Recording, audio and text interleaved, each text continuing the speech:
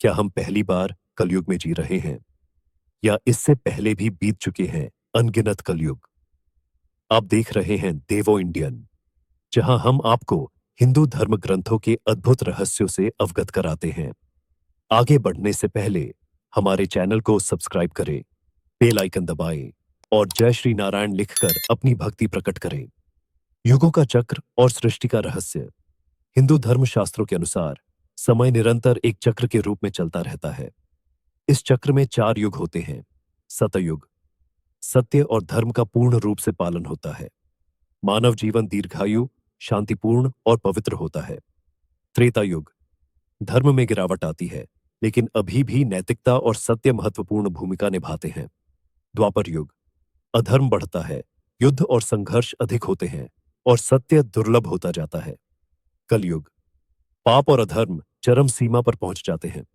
मानव स्वार्थ, लोभ और हिंसा में डूब जाता है।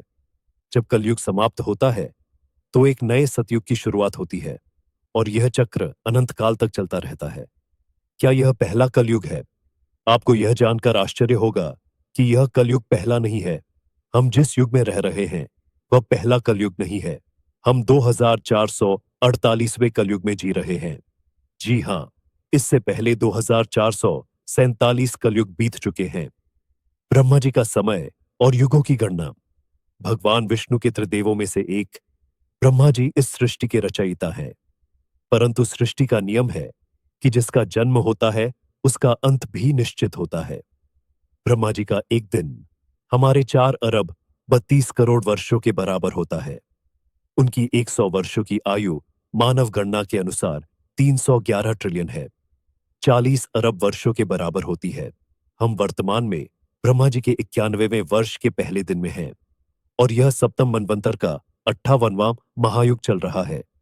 यानी हम 2448वें कलयुग में जीवित हैं।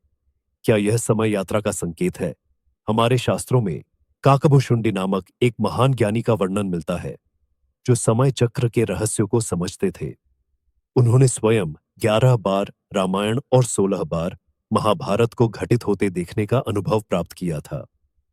क्या यह संभव है कि उन्होंने अलग अलग कलयुगों को देखा हो? क्या यह समांतर ब्रह्मांड, पैरेलल यूनिवर्स या टाइम ट्रेवल का संकेत हो सकता है? आज का विज्ञान भी यह मानने लगा है कि अनेक ब्रह्मांड संभव हो सकते हैं और शायद हर ब्रह्मांड में समय की धारा अलग अलग बह रही हो। कलयुग का अंत और भविष्य की भविष्यवाणियां। कलयुग की कुल अवधि 4,32,000 वर्ष होती है। जब यह अवधि समाप्त होगी तब एक बार फिर सतयुग का प्रारंभ होगा, लेकिन उससे पहले धरती पर पाप और अधर्म अपनी चरम सीमा पर पहुंच जाएंगे। कलयुग के अंत में क्या होगा? मनुष्य की औसत आयु घटकर 20 से 30 वर्ष रह जाएगी। लोग अत्यंत लोभी, स्वार्थी और हिंसक हो जाएंगे। धार्मिकता लगभग समाप्त हो जाएगी।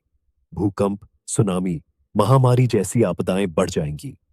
भगवान विष्णु का कल की अवतार इस युग के अंत में जन्म लेकर अधर्म का नाश करेगा और सतयुग का पुनः आरंभ होगा।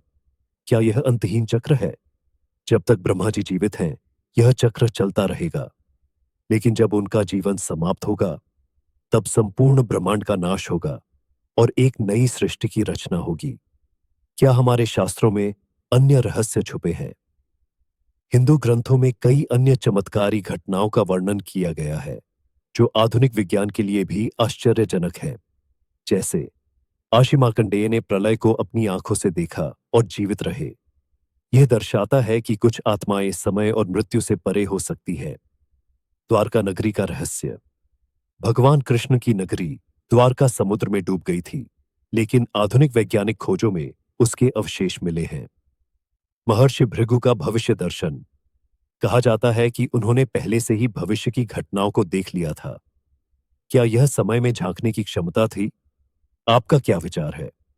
क्या आप मानते हैं कि हम 2448वें कलयुग में जी रहे हैं? अगर आपको हमारी यह जानकारी रोचक लगी तो वीडियो को लाइक करें, हमारे चैनल को सब्सक्राइब करें और इसे अधिक से अधिक लोगों तक पहुंचाएं।